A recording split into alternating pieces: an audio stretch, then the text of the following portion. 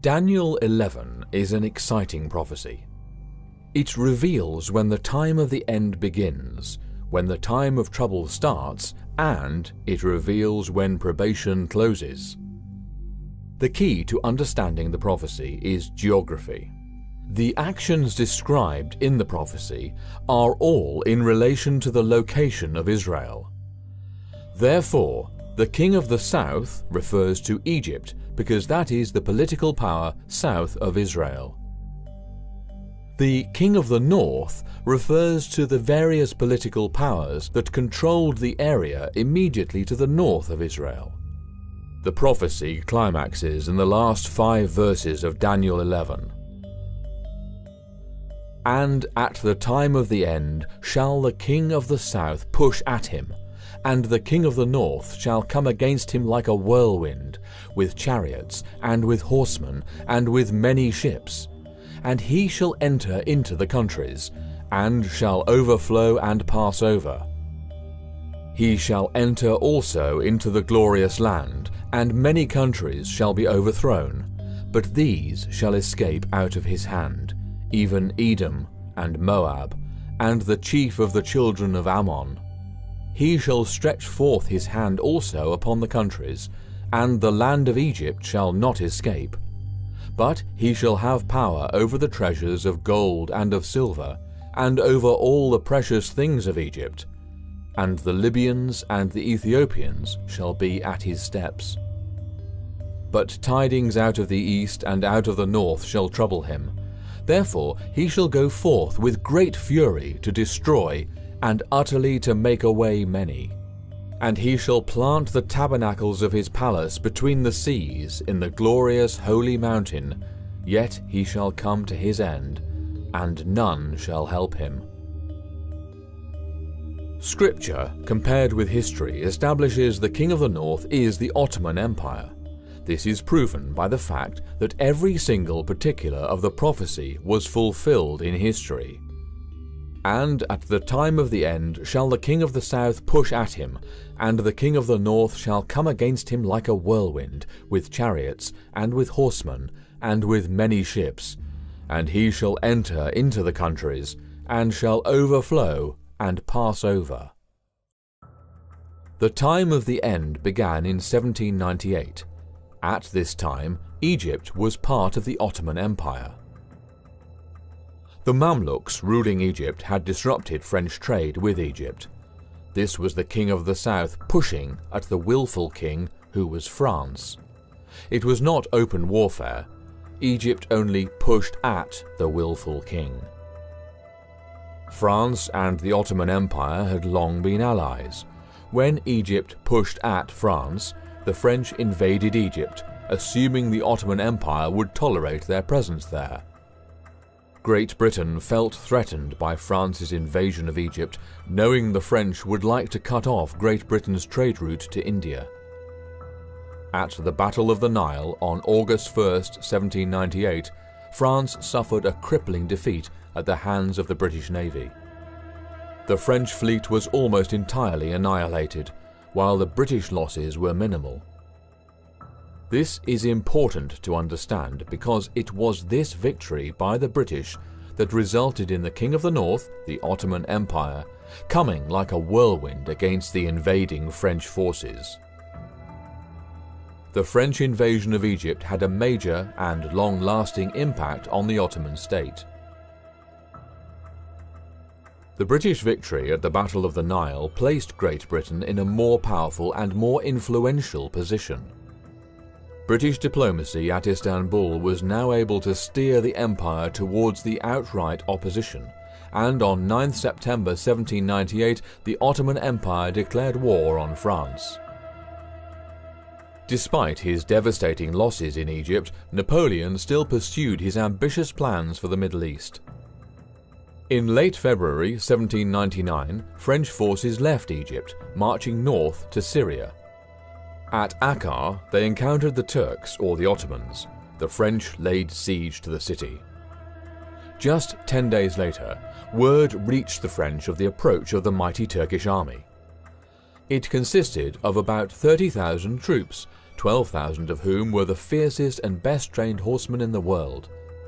Napoleon had but 8,000 effective men with which to encounter the well-trained army of Europeans and Turks within the walls of Akkar, and the numerous host rushing to its rescue. The Ottoman Empire had been roused to battle. They came against the French with the fury of a whirlwind. Turkey has never been known as a seafaring nation, but the prophecy clearly states that many ships would be involved in the King of the North's explosive response. These many ships came from a new alliance formed as a result of the aggressive military action of France. Russia was a long-time enemy of the Ottoman Empire, but she allied with the Turks to fight Napoleon. As unusual as it seems, Russia, the avowed enemy of Turkey, united with them in defense against Napoleon. The Russian fleet was sent with a small Turkish fleet to the harbor of St. John d'Acre, and they were joined there by 2 British squadrons. The total number of ships reached more than 30. The word here, translated countries, has a broader meaning than simply nations. It also refers to fields or a wilderness. It conveys the idea of a region. The King of the North, or the Ottoman Empire, entered many regions it had previously conquered. It overflowed them and passed through them as it responded to the threat of the willful king, France. He shall also enter into the glorious land, and many countries shall be overthrown. But these shall escape out of his hand, even Edom and Moab, and the chief of the children of Ammon. The now awakened Turks, the King of the North, chased the French southward. The glorious land refers to Palestine. The French were driven out of Syria, clear down through Palestine and back into Egypt. From there, the French returned to Europe. In this phrase, countries is a supplied word. The original Hebrew simply states, "Many shall be overthrown." With the aid of the British, the King of the North, the Turks, again brought Egypt under its control. These military actions were very costly in terms of loss of human life. When the French were driven back into Egypt, they had lost over 3,000 men due to death, the plague, or injury. At the First Battle of Abu Qir in 1799, French forces won the victory in Egypt. However, it cost the lives of an additional 1,000 French soldiers. The cost to the Ottomans was even higher. An estimated 8,000 Turkish troops were killed. Just as foretold, many were overthrown when the King of the North came like a whirlwind against the willful king, France. These lands lay predominantly east of the Jordan River. The King of the North focused his attention where French forces were located. This was west of the Jordan. Therefore, all the lands east of the Jordan escaped out of his hand in the drive south. He shall stretch forth his hand also upon the countries, and the land of Egypt shall not escape. The Ottoman Empire was ruthless in bringing under control those areas it had previously conquered. The Ottomans tortured and killed any French soldiers they found, wounded or not. They likewise killed anyone suspected of sympathizing with the French, and it was in this that the land of Egypt did not escape. But he shall have power over the treasures of gold and of silver, and over all the precious things of Egypt, and the Libyans and the Ethiopians shall be at his steps. Muhammad Ali was sent to Egypt by the Ottomans in their fight to drive out the French.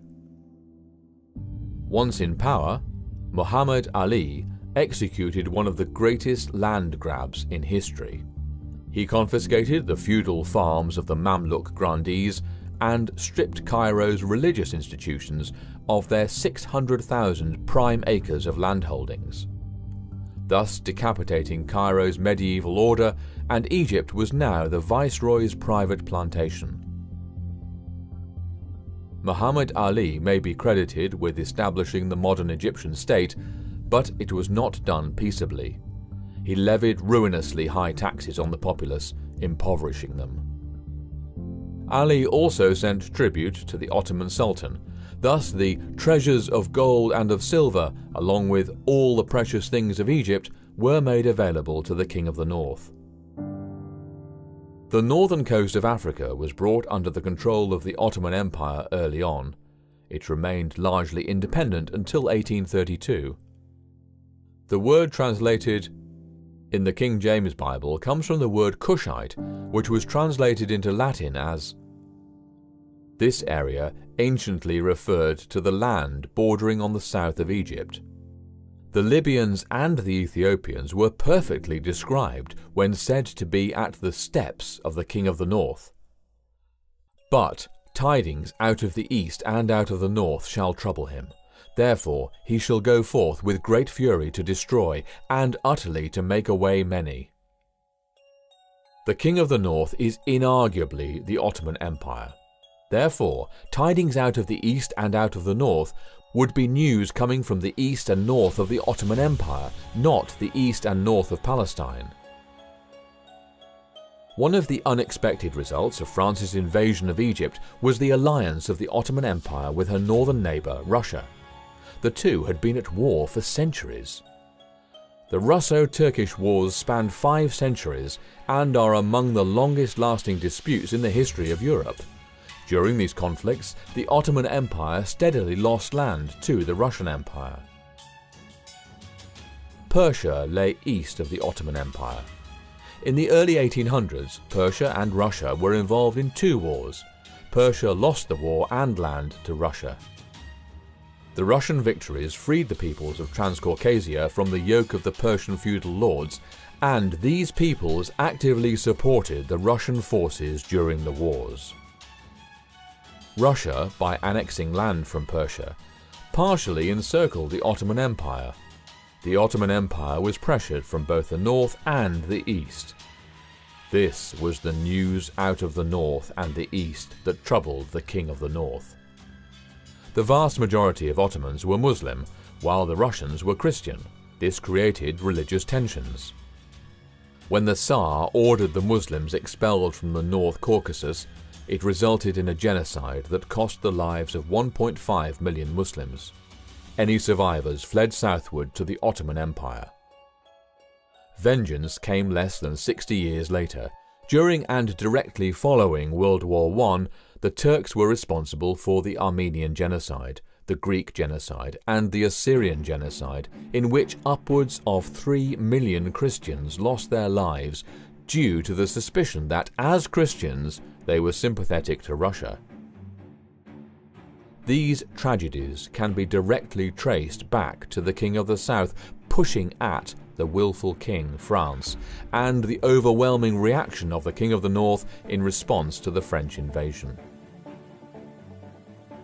And he shall plant the tabernacles of his palace between the seas in the glorious holy mountain, yet he shall come to his end, and none shall help him.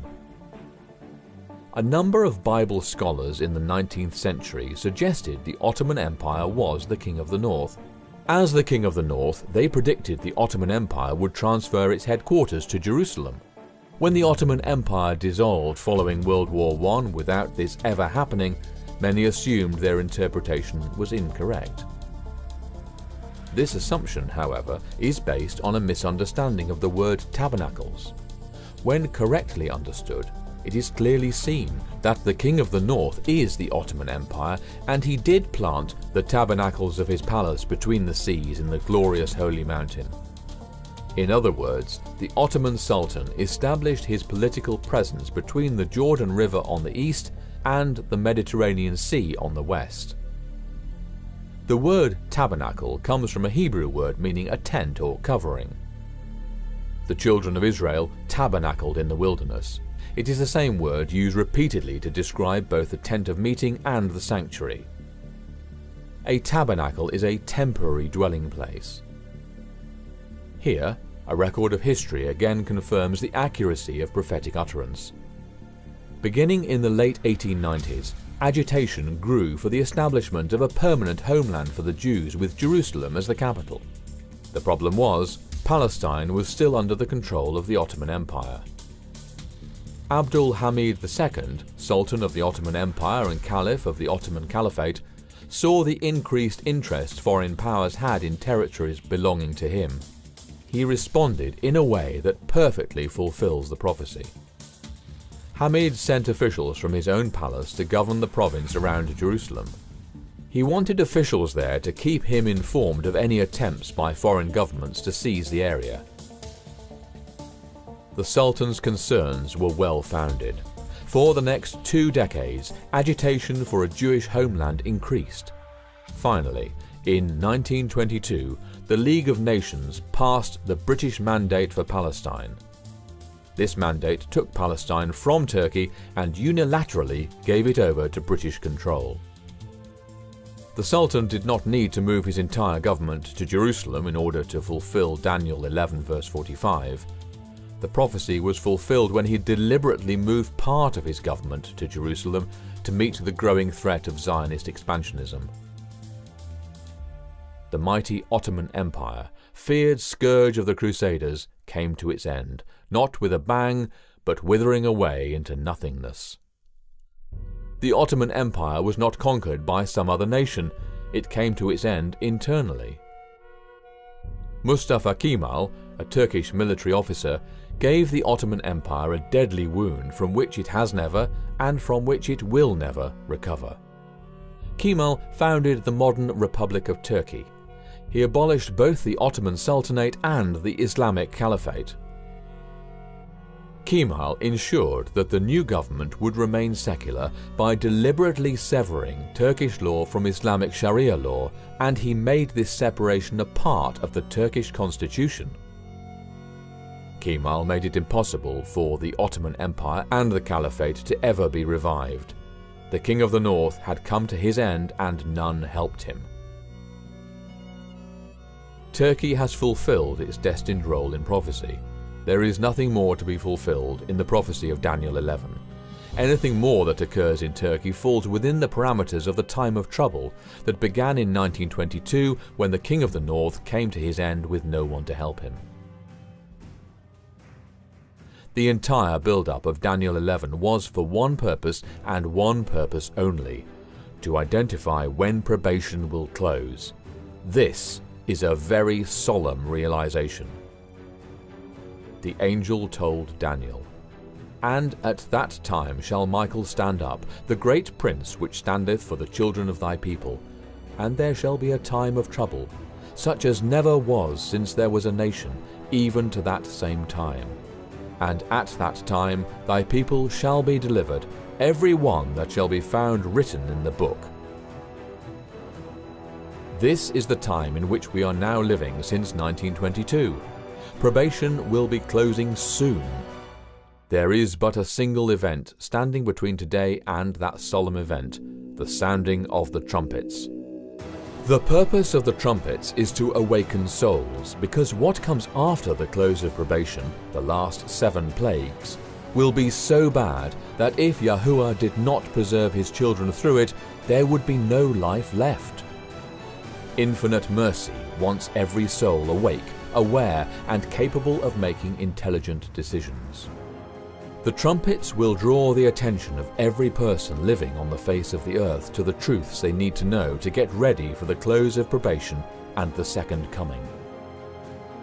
Now, in these closing moments, make a full surrender to Yahuwah.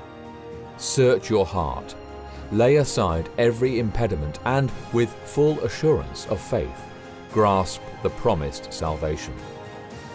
The Father's hand is reaching out, longing to grasp yours and pull you to safety.